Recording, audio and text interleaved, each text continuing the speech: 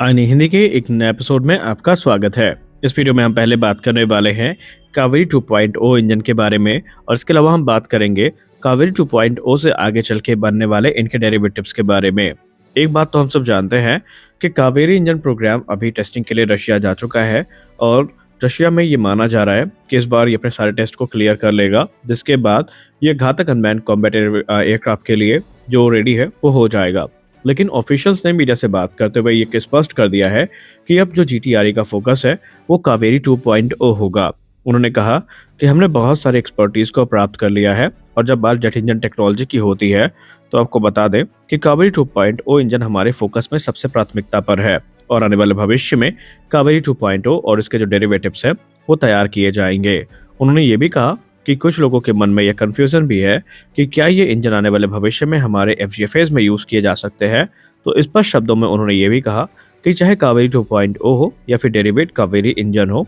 ये फंडामेंटली एक 4th generation engine है और ये 5th जनरेशन फाइटर एयरक्राफ्ट के लिए सूटेबल नहीं है, क्योंकि ये उस एडवांस क्राइटेरिया को पूरा नहीं कर सकते जो कि 5th generation fighter aircraft propulsion के लिए ज़रूरी होते हैं। और इसके लिए हमें 5th जनरेशन टेक्नोलॉजी की ज़रूरत पड़ेगी जो कि एडवांस मीडियम कॉम्बैट एयरक्राफ्ट की रिक्वायरमेंट्स को पूरा करने के लिए उपयुक्त हो। उन्होंने ये भी कहा कि जो एडवांस क्राइटेरिया है उसको पूरा करने के लिए ऑलरेडी जो जीटीआरई है वो फॉरेन कोलैबोरेशन को फॉर्म कर रही है, जहां पर एडवांस मीडियम कॉम्बैट एयरक्राफ्ट के लिए जो 5th जनरेशन इंजन है ये विकसित किया जाएगा। क्योंकि 5th जनरेशन इंजन की जहां तक बात रही तो भारत में ये चीज़ें हो सकती हैं, लेकिन समय को कम करने के लिए, डेवलपमेंट को फास्ट करने के लिए और एक इन्वेस्टमेंट को बचाने के लिए हम लोग इसी प्रयास में है कि हम फॉरेन कोलैबोरेशन को फॉर्म करें ताकि 10 वर्ष के अंतर्गत ये जो इंजन है ये बन के तैयार हो जाए और प्रोडक्शन रेडी भी किया जा सके। सबसे इम्पॉर्टेंट चीज़ जो उन्होंने आइडेंटिफाई करी है अभी तक कि भारत में जो एडवांस टेस्टिंग फैसिलिटीज़ हैं इनका ना होना हमारे लिए हमेशा से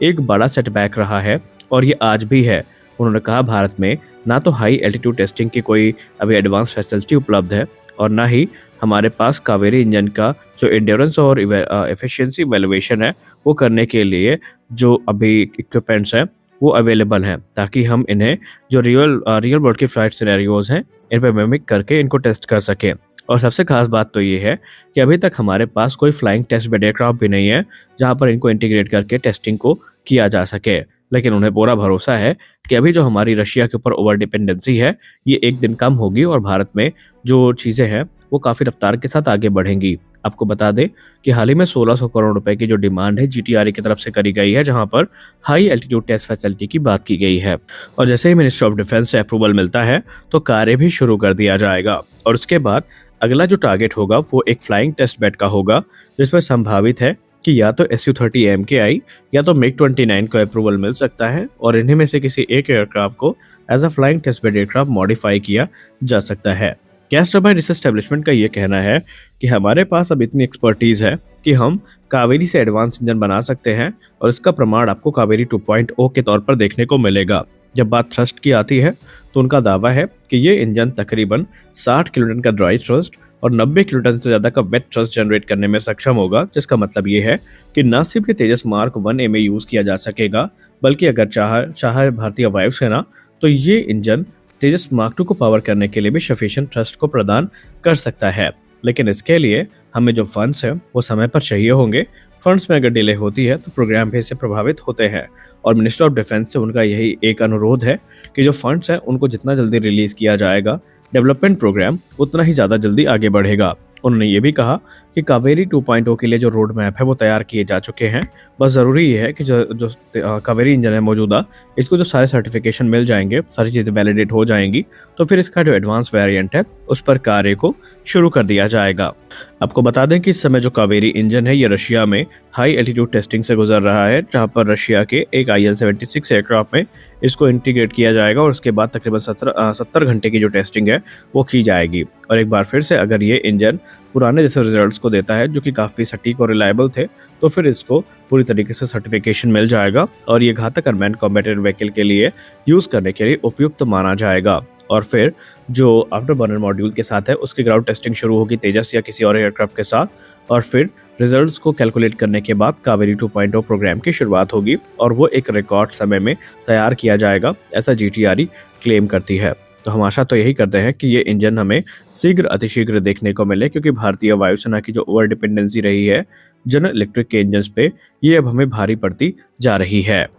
अगले में बात करने वाले हैं भारतीय नौसेना के एक रिपोर्ट के बारे में। भारतीय नौसेना जो कि राफेल एम की डील को फाइनलाइज करने के काफी करीब है, और प्रधानमंत्री श्री नरेंद्र मोदी जी की जो फ्रांस की विजिट होगी फरवरी में, उस दौरान जो 26 की संख्या में राफेल एम फाइटर्स हैं, इनकी डील को फाइनलाइज भी कर लिया जाएगा। लेकिन राफेल एम वर्सेस जे-15 पर टिप्पणी करते हुए भारतीय नौसेना के अधिकारी ने एक बड़ा बयान दिया है, और अगर ये बयान सत्य है तो निसंदेह भारतीय नौसेना के पास जो एयर सुपियोरिटी है ये आने वाले भविष्य में हो सकती है। मीडिया से बात करते हुए भारतीय नौसेना के ऑफिशियल ने यह कहा कि राफेल एम को खरीदने का डिसीजन भारतीय नौसेना का काफी सोचा समझा डिसीजन है। इसके अंतर्गत भारतीय नौसेना एडवांस फाइटर्स को फ्रांस से खरीद रही है, और ये चाइना के मॉडर्नाइज जे-15B और जे-15D जैसे जो कैरियर बेस्ड कॉम्बैट एयरक्राफ्ट हैं, इनकी कैपेबिलिटी को आउटक्लास कर सकते हैं, क्योंकि उसके पीछे उन्होंने कुछ प्रैक्टिकल रीजन भी दिए। उन्होंने कहा निसंदेह चाइना ने बहुत हैवी इन्वेस्टमेंट कर रखी है और इसको काफी हद तक मॉडिफाई कर दिया गया है।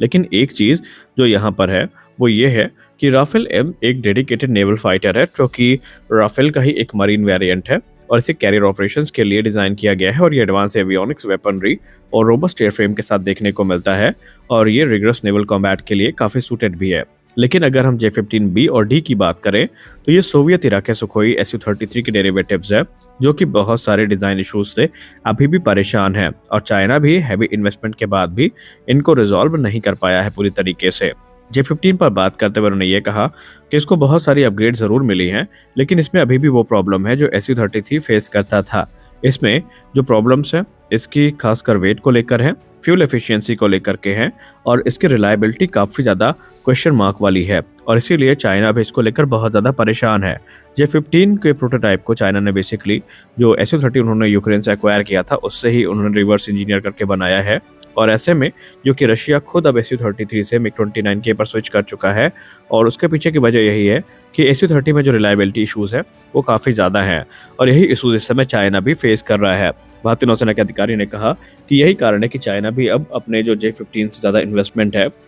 वो जे-35 की तरफ कर रहा है, क्योंकि बहुत जल्दी जो ट्रांजिशन है आपको देखने को मिलेगा। लेकिन अगर आप राफेल एम की बात करते हैं तो ये काफ़ी कैपेबल हैं, और इन्हें भारतीय नौसेना अपने रिक्वायरमेंट के हिसाब से मॉडिफाई भी करवाने वाली है, जिससे भारतीय नौसेना की जो ऑपरेशनल रिक्वायरमेंट है वो पूरी हो जाए। ये एयरक्राफ्ट एडवांस रेडार सिस्टम,